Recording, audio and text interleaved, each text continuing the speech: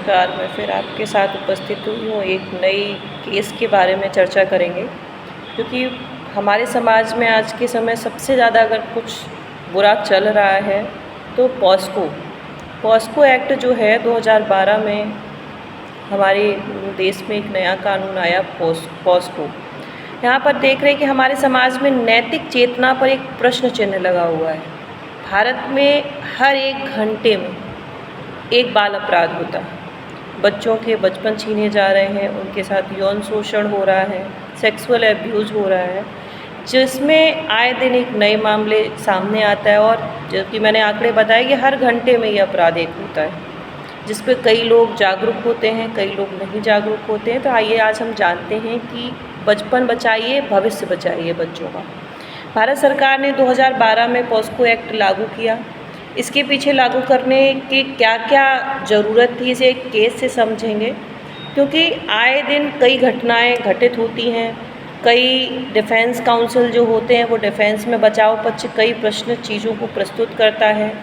Juvenile justice भी उसमें कई चीज़ें लेके आके बचाव पक्ष को खारिज करती है। तो इसी को समझेंगे।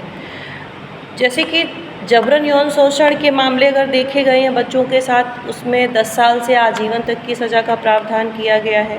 कई मामले ऐसे हैं कि जैसे बैड टच, अशोभनीय या कहते हैं कि मिसबिहेव, गलत अंगों को छूना, स्पर्श करना, बच्चों को आपत्तिजनक टिप्पणी करना, कमेंट्स पास करना, असहज मतलब कहते हैं कि गलत इशारे करना, यौन इशारों में ले जाना उनको, या उनके पिक्चर्स पॉर्न दिखाना या पॉर्न पिक्चर्स में उनको यूज़ करना, उनके वीडियोस बनाना। और कई ऐसी चीज़ें हैं जो पॉस्को में रखी गई हैं, जिसमें 3 साल की सज़ा है, 5 साल की सज़ा है, अधिकतम आजीवन कारावास तक की लाइफ इम्प्रिजमेंट का भी प्रावधान है। लेकिन यहाँ पर ये चीज़ों की आवश्यकता कहाँ जा रही है, देश कहाँ जा रहा है। आए दिन अभी झूठे केस भी इसमें सामने आ रहे हैं। 2 पक्षों की अगर एक साधारण लड़ाई होती है और उनके घर में अगर बच्चे हैं, तो एक पक्ष तुरंत अपने बच्चों को फ्रंट पे लेके आता है और उससे एक झूठी FIR कराता है कि मेरे बच्चे के साथ इसने छेड़छाड़ की। तो क्या इसके लिए भी कोर्ट प्रावधान करता है? तो यस, बिल्कुल करता है। अगर कोई झूठी FIR करता है और किसी को गलत बदले की भावना से पॉस्को में फंसाता है, तो वहाँ पर भी जुर्माने का, फाइन का प्रावधान किया है, प्लस 6 महीने की सज़ा का भी प्रावधान किया गया है। लेकिन इसके लिए हर व्यक्ति को अवेयर होने की आवश्यकता होती है।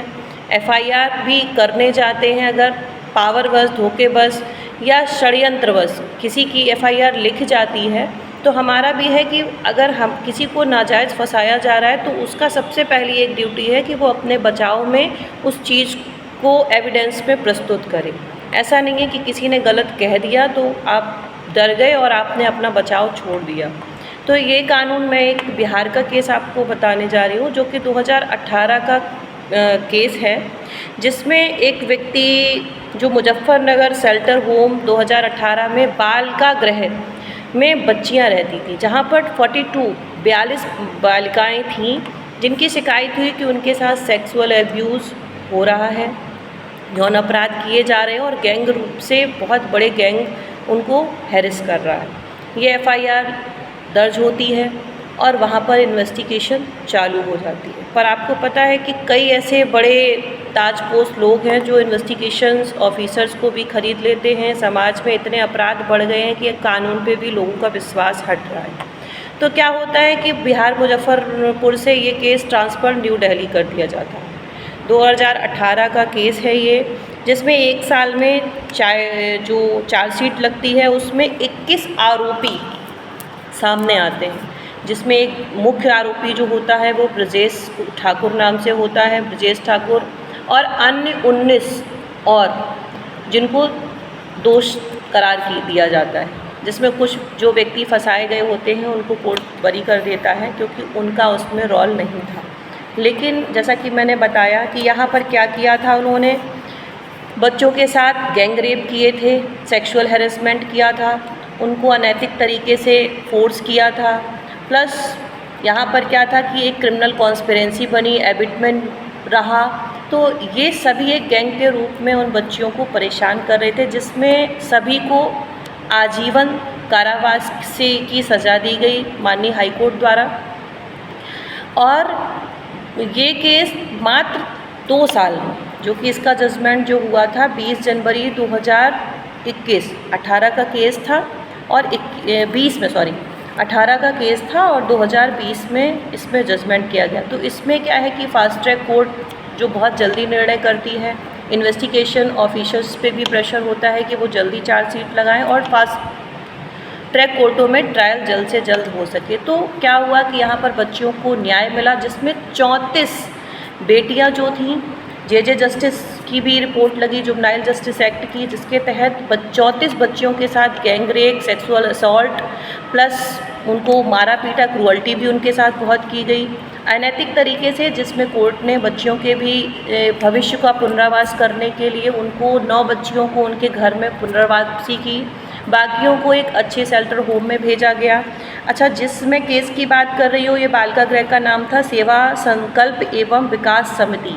अब मैं कहूँगी कि आज के समय पे एनजीओ पे भी भरोसा करना, जो प्राइवेट एनजीओ समाज सेवा करते हैं, ये समाज सेवा के पीछे एक नया गैंग चलाते हैं, जहाँ मानव तस्करी, दुर्व्यापार, एक कहते हैं ना कि समाज गलत दिशा में जा रहा, सेवा कम हो रही है, हम समाज को कहते हैं कि अनैतिक व्यापार की तरफ हम ज़्यादा जा रहे हैं। तो हमें बहुत अवेयर रहना है, जानकारी रखनी है कि आपके आसपास भी अगर ऐसे सेक्सुअल असॉल्ट होते हैं। अच्छा, यहाँ पर मैं एक चीज़ और बताऊँगी, चाहे बेटा हो चाहे बेटी हो, यहाँ पर जेंडर को कहीं भी नहीं रखा गया। पॉस्को एक्ट में इक्विवेलेंट हैं दोनों, तो चाहे बेटा हो बेटी है, और ट्रांसजेंडर के लिए भी हालांकि भी ये एक्ट है, दोनों के खिलाफ आप पॉस्को में जा सकते हैं। एक इम्पॉर्टेंट इसका एलिमेंट और है कि अगर यदि कोई महिला नाबालिग जिसकी शादी 18 वर्ष से कम आयु में होती है और उसके साथ सेक्सुअल रिलेशन मनाए जाते हैं, तो वो भी कंप्लेन वहाँ कर सकते हो, वो पॉस्को में ही ट्रायल चलेगा। क्योंकि किसी, भले ही उसने अपनी विवाह की सहमति दी हो गई हो, उसने दी हो, स्वयं दी हो, पर वो मान्य नहीं होती है, क्योंकि 18 साल से कम, चाहे वो लड़का हो लड़की हो, उसके साथ कोई भी सेक्सुअल अब्यूज़ होता है, क्योंकि उसके जो कहना या उसकी सहमति देना, उसकी कंसेंट यहाँ पर लीगली नहीं मान्य होती है। क्योंकि संविधान हमें, जब तक हम बालिग नहीं होते हैं, हम परिपक्व नहीं होते हैं, हम अपनी कंसेंट देने के लिए सक्षम नहीं माने जाते हैं। तो ये उन महिलाओं के लिए भी ये कानून है जिनके जबरन शादी कर दी जाती है और उनके साथ ये एक्ट होता है। कई ऐसे हैं माता पिता जो ज़बरदस्ती अपने बच्चों की ऊंचा घर, अच्छा घर देख के परिवार उनकी विवाह कर देते हैं, और उनके साथ क्या होता है, उनकी दुर्गति होती है, उनके साथ अच्छा बिहेव नहीं होता है, तो वो भी इस लॉ को यूज़ कर सकते हैं और न्याय पा सकते हैं। धन्यवाद मुझे सुनने के लिए। ऐसे ही लॉ के बारे में मैं जानकारी देती रहूँगी। अगर अच्छी लगे तो प्लीज़ लाइक, कमेंट, शेयर ज़रूर करें। Thank you so much. Radhe Radhe.